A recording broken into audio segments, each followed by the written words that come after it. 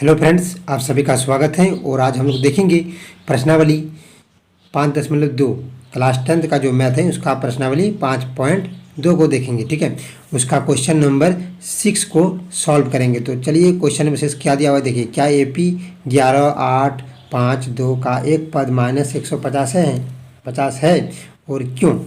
ठीक है, देखिए ये क्वेश्चन आपके सामने है। ठीक है, ऐसा ही दिया हुआ है आपका। ठीक है ना। तो ये क्वेश्चन आपके सामने है। ठीक है, तो देखिए सबसे पहले हमको क्या दिया हुआ है उसको पहले हमको जानना पड़ेगा। ठीक है, अगर वो हमको पता चल जाएगा तो क्वेश्चन बनाने में कोई दिक्कत नहीं होगा। ठीक है, तो देखिए क्या दिया हुआ है। तो आपको पता है जो पहला पद होता है, मतलब स्टार्ट में जो AP का दिया हुआ रहता है उसको A कहते हैं। ठीक है, तो लिखते हैं। चलिए, दिया गया क्या है, ध्यान से देखिएगा। A बराबर 11 दिया हुआ है। ठीक है, और D कैसे निकालते हैं आपको तो पता है। D बराबर A2 - A1, मतलब दूसरा पद से पहला पद को घटाते हैं तो देखिए D बराबर 8 - 11 हो जाएगा। यानी आपका -3 आ जाएगा। 11 में 8 चल जाएगा तो कितना कितना बचेगा, 3 बचेगा। और माइनस ज़्यादा है इसलिए -3 हो जाएगा। ठीक है, तो अब देखिए A निकल गया, D निकल गया।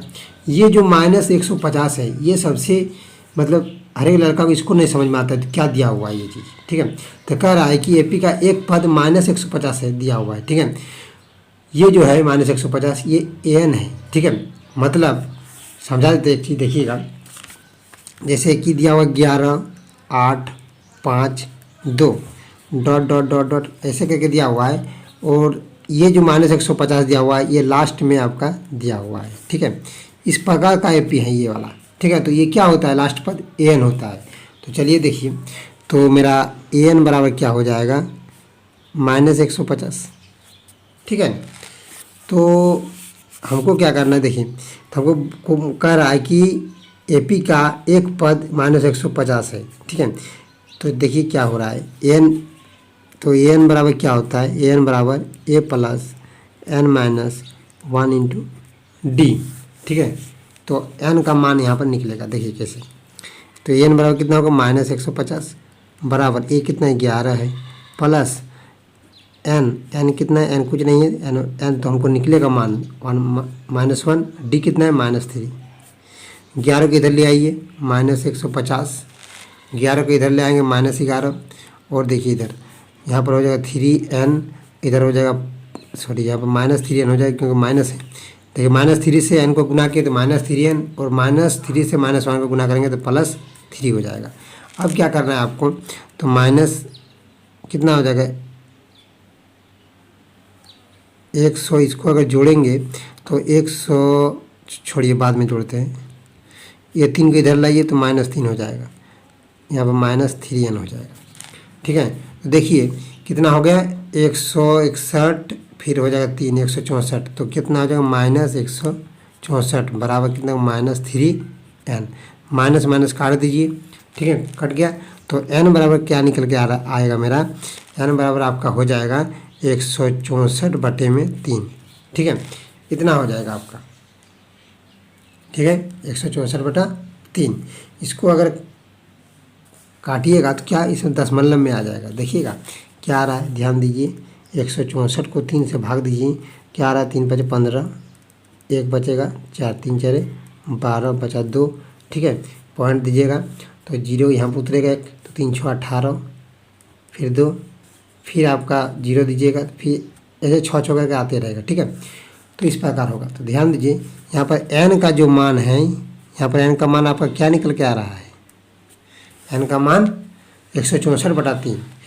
लेकिन कोई भी AP में, ठीक है, किसी प्रकार का AP रहे, N का मान कभी मतलब भिन्न में नहीं आ सकता है। ठीक है, या तो दशमलव में नहीं आ सकता है। इसी को अगर दशमलव रूप लिखिएगा तो क्या आ जाएगा, 54.66 आ जाएगा। ठीक है, तो किसी भी AP का N का मान कभी भी मतलब आपका नहीं आएगा, मतलब भिन्न में नहीं आएगा, या तो माइनस में भी नहीं आ सकता है। ठीक है, क्या आएगा N का मान, यहाँ पर देखिए, तो लिखिए यहाँ पर N का मान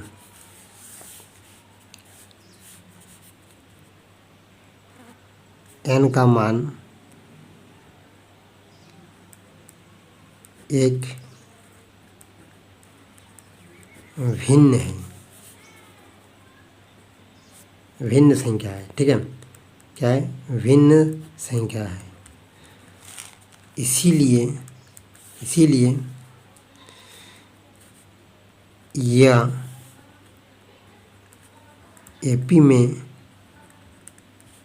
नहीं होगा, ठीक है। तो मतलब अगर भिन्न आ जाता है तो और दशमलव भी आ जाता है तो क्या हो जाता है? यह एपी में नहीं होता है, ठीक है। ये जो एपी दिया हुआ है आपके सामने, ये एपी, ठीक है, ये एपी में नहीं होगा, ठीक है। तो इसका मतलब ये जो -150 दिया हुआ है ये ट्रू नहीं है, मतलब गलत दिया हुआ है, ठीक है। इसलिए ये एपी में नहीं होने वाला है, ठीक है। तो देखिए और एक बात देखिए, तो हम लिख देते हैं यहाँ पर नोट में, लिख लीजिए नोट, n का मान कभी भी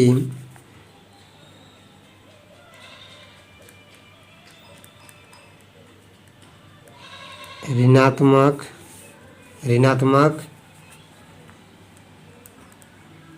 फिर भिन्न, या तो ऋणात्मक हो गया, भिन्न हो गया, और क्या है, और तथा 10 दशमलव में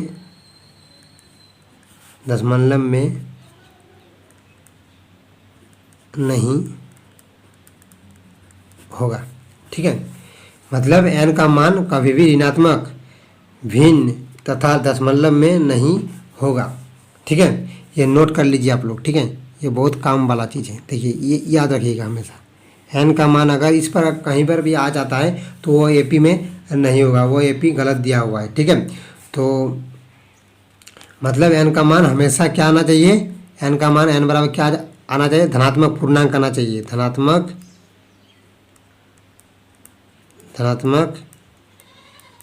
पूर्णांक, n बराबर धनात्मक पूर्णांक होना चाहिए, ठीक है। n का मान हमेशा क्या होना चाहिए? धनात्मक पूर्णांक होना चाहिए, तब मेरा एपी में होगा, ठीक है। धनात्मक पूर्णांक करने का मतलब है 1, 2, 10, 20, ये क्या है? धनात्मक पूर्णांक, ठीक है, ठीक है। तो थैंक यू दोस्तों, अगर वीडियो अच्छा लगे तो लाइक कीजिएगा और चैनल में नए हैं तो सब्सक्राइब कीजिएगा।